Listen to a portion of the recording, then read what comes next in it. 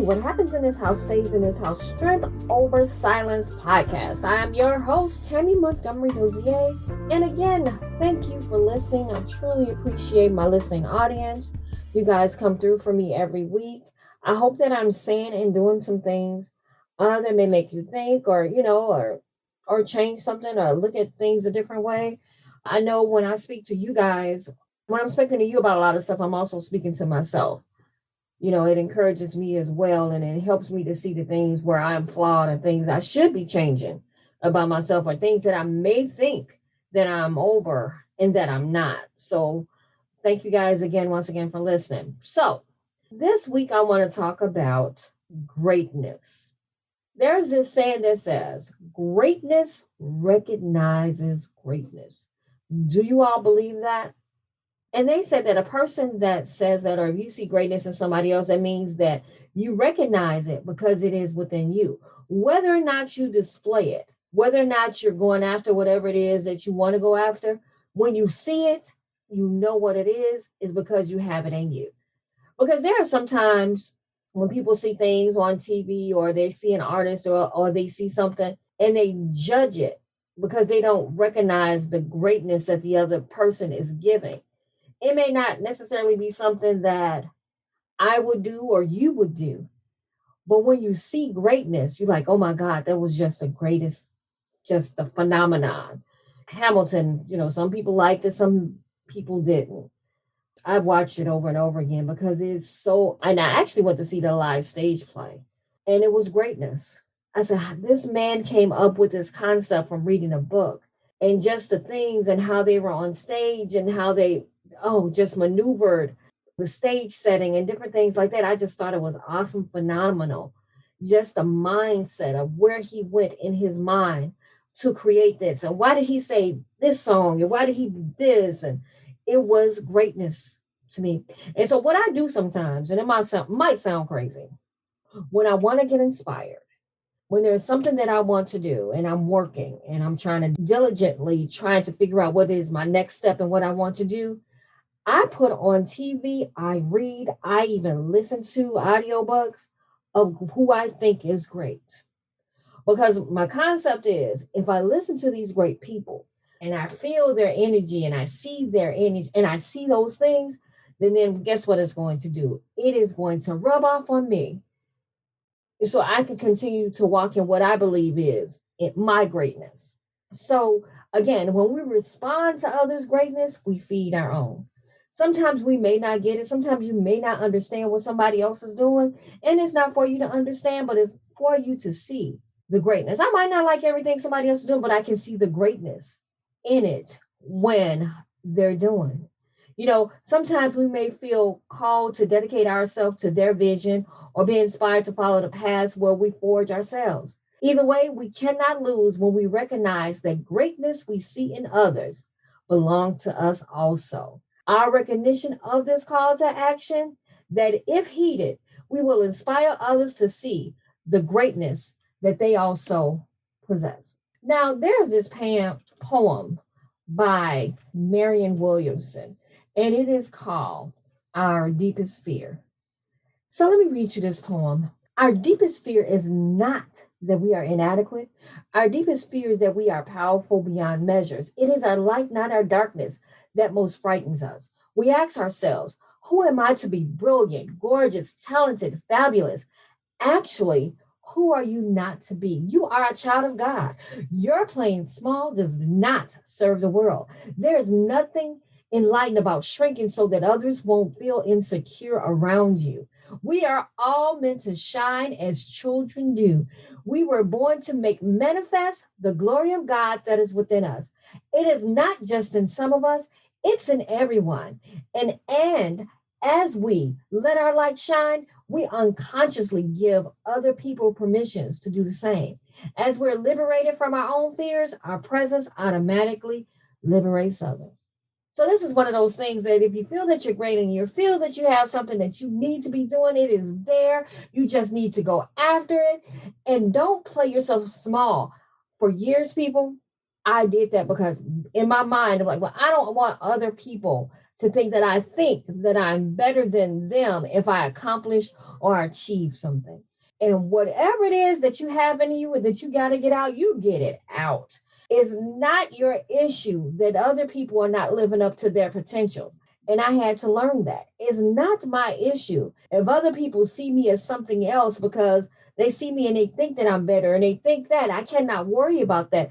The only thing I can do is do whatever it is I was brought into this world to do.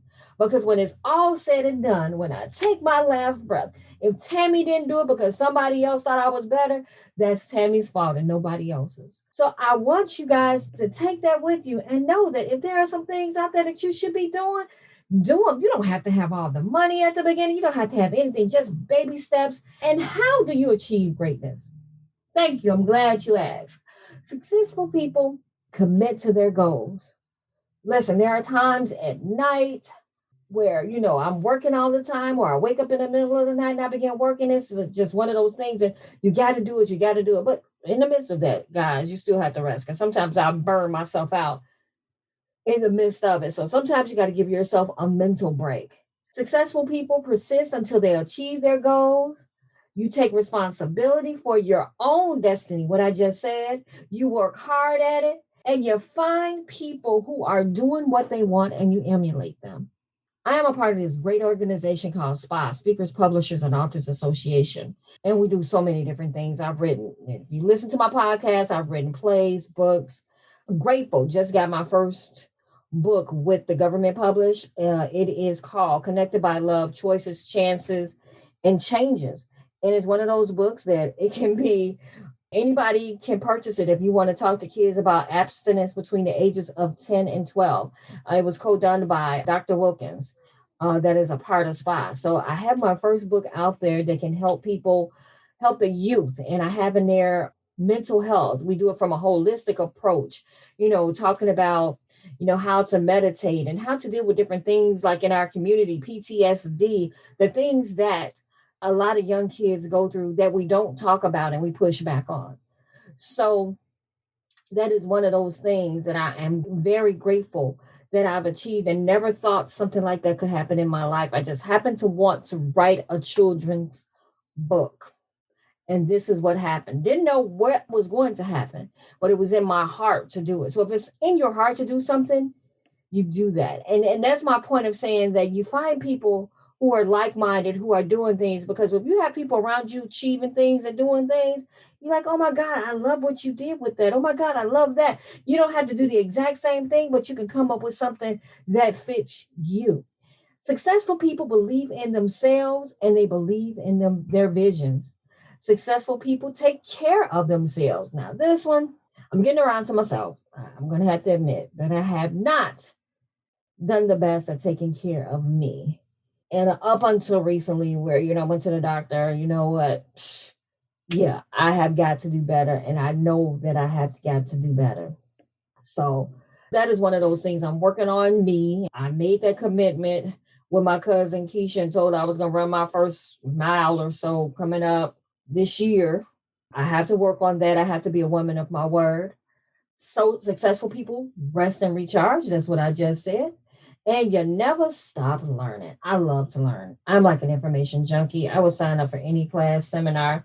Listen, I would spend my days looking at seminars. I go to week seminars. This whole pandemic thing has been awesome to me as far as me being able to catch up and do things that I probably wouldn't ordinarily be able to do or listen to people talk. I heard this phenomenal speech by Byron Allen, as well as Wayne Brady and Nick Cannon. And it's just by way of just wanting to learn and see how successful people do their thing. And just to get that inspiration and know that they're no different than me, except they just kept on trying and trying. And that's the only thing I can do is just keep trying and trying. And one more thing, you don't always get it right the first time. Successful people make a lot of mistakes and learn from them. And that's what you have to do too.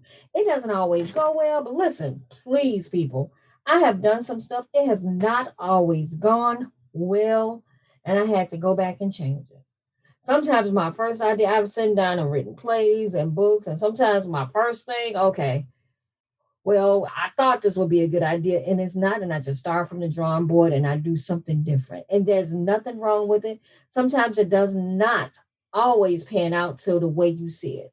And sometimes you have to be willing to make those changes and sacrifices and knowing that, you know what, even though in your mind, you're like, yes, yes, yes, maybe that's not the right thing, maybe, but that's up to you to decide and nobody else because it's your vision and nobody else's.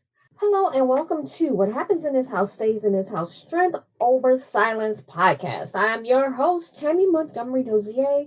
And again, thank you for listening. I truly appreciate my listening audience. You guys come through for me every week. I hope that I'm saying and doing some things that may make you think or change something or look at things a different way. I know when I speak to you guys, when I'm speaking to you about a lot of stuff, I'm also speaking to myself.